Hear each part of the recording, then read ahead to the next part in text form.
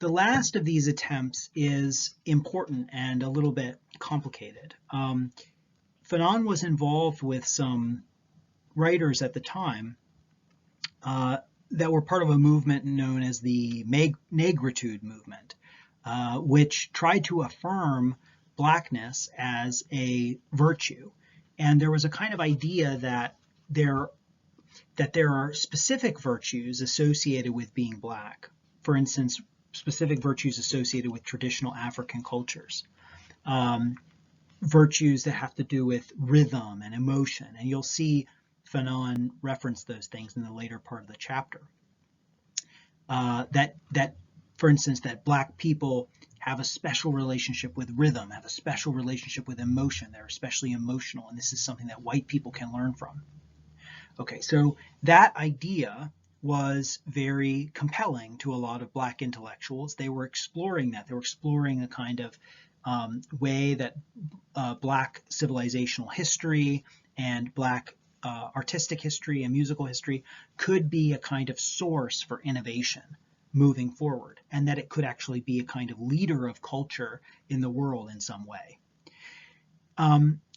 Fanon tries this on, even though it's not as comfortable for him in a way as the earlier movements. He would, in a way, rather have proceeded by rational argument. But since that's rejected, he says he tries the Negritude movement, and he's inspired by it in a way. And he does find a particularly powerful point in the Negritude movement at one point that kind of puts the white racist on their heels, kind of pushes them back a bit. But, which I'll read about more in just a moment, but he eventually finds that this doesn't work either for some reasons that are interesting and worth looking at in detail.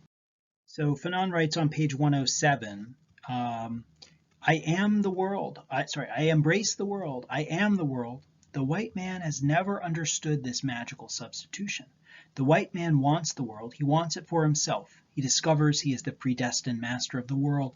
He enslaves it. His relationship with the world is one of appropriation, but there are values that can be served only with my sauce. As a magician, I stole from the white man a certain world, lost to him and his kind. When that happened, the white man must have felt an aftershock he was unable to identify, being unused to such reactions. The reason was that above the objective world of plantations and banana and rubber trees, I had subtly established the real world. The essence of the world was my property. Between the world and me there was a relation of coexistence. I had rediscovered the primordial one. My speaking hands tore at the hysterical throat of the world. The white man had the uncomfortable feeling that I was slipping away and taking something with me. He searched my pockets, probed the least delineated of my convolutions. There was nothing new. Obviously, I must have a secret.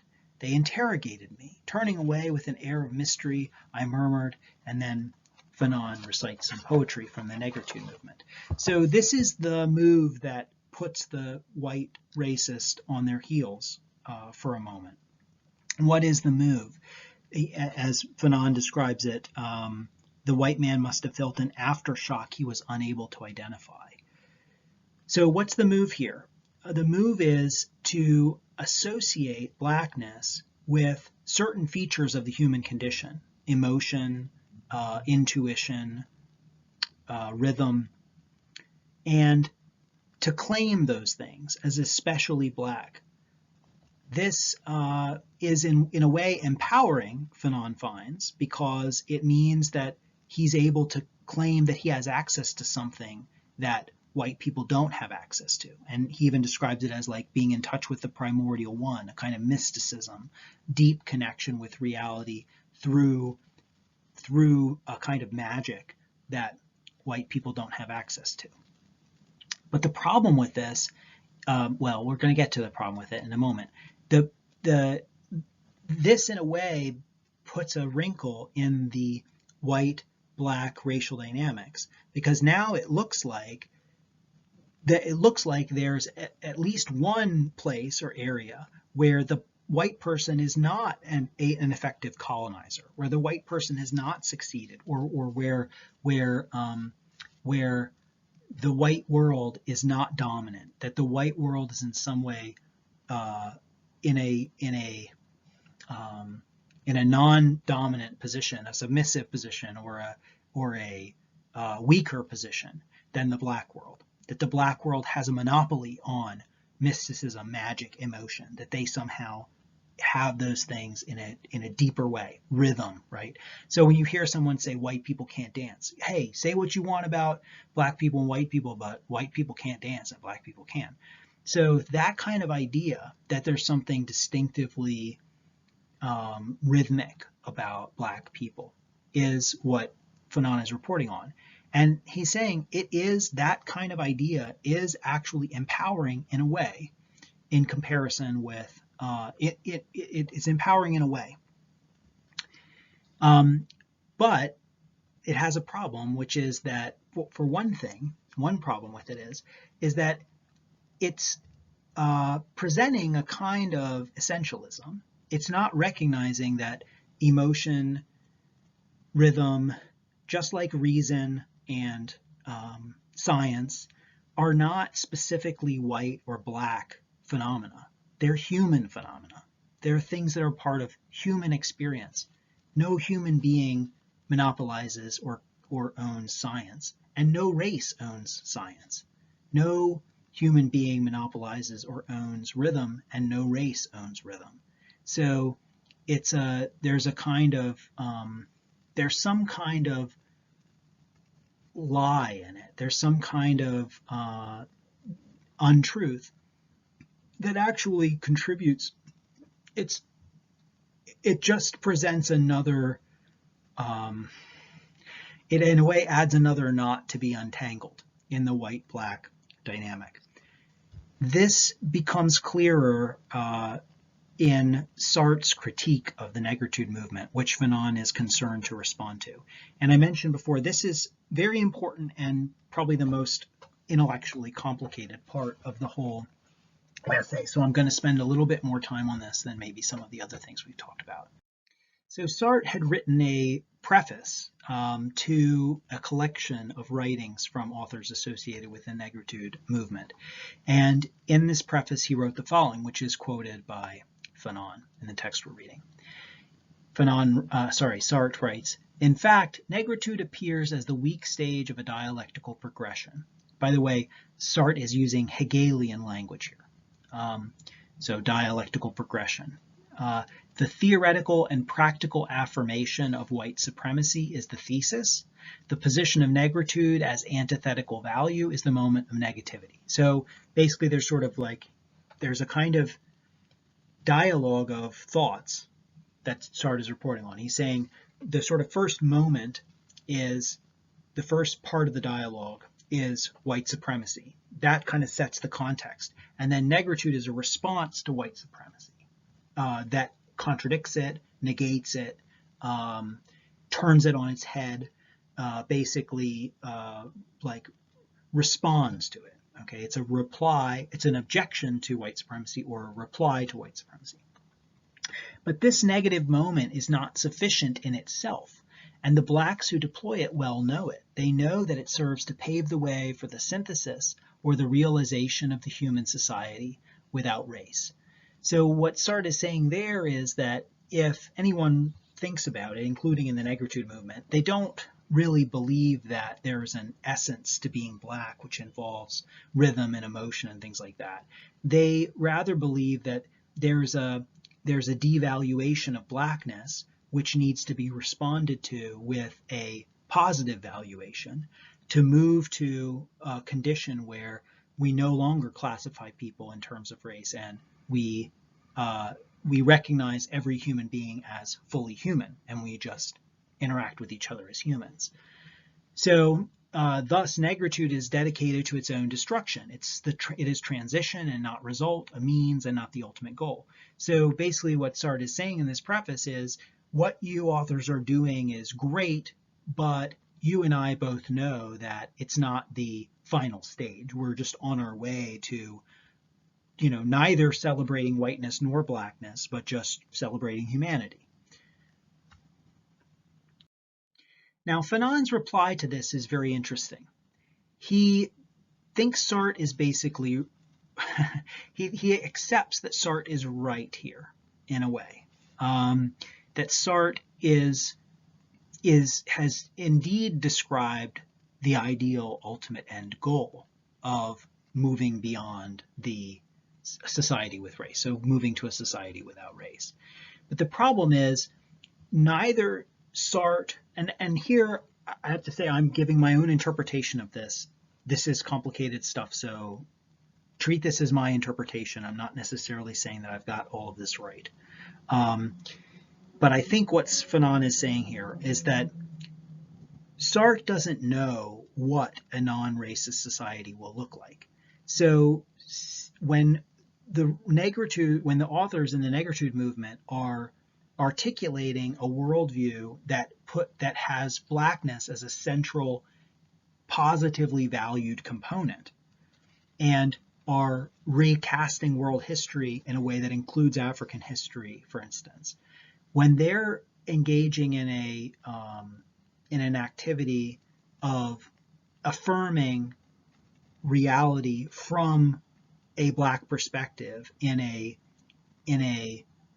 positive rather than a devalued way, they're doing something that is a condition for the eventual overcoming of a race-based society. They're doing something that needs to be done on the way to getting this raceless society, or this society without human society without race. And because we don't know what the human society without race looks like, we shouldn't interrupt that. We don't want to interrupt the Negritude movement. We want to encourage it, and we want to follow it. And we want to follow it to see where it leads, because it's likely to be productive and to be an important component of the total constructed world beyond the colonial and the racist dynamic. What Sartre has done instead is, because of the way he's phrased this, is he's interrupted the movement. Rather than supporting it, he's interrupted it. And that's a problem. So Fanon describes this as follows. For once, this friend, this born Hegelian, had forgotten that consciousness needs to get lost in the night of the absolute, the only condition for attaining self-consciousness. In terms of, it's a little bit complicated to make sense of. I'm going to pass over that. In terms of consciousness, Black consciousness claims to be an absolute density, full of itself, a stage pre-existent to any opening, to any abolition of the self by desire. So just as Descartes had talked about his own consciousness as a kind of absolute, as something he could be absolutely certain of, and from which he could go on to reason, in the same way, and this is all very Hegelian language here, coming from, again, Hegel, who was writing about 100 years, 200 years after Descartes. This idea of consciousness as an absolute is what Fanon is describing here is, what does it take to take, what's required in order to take the experience, the conscious experience of a Black human being or of Black human beings seriously? What does it take to treat that consciousness as fundamental, as absolute, or as in touch with the deepest strains of reality, as to take white consciousness as being? And what that involves is accepting some of these features of experience and exploring some of these features of experience.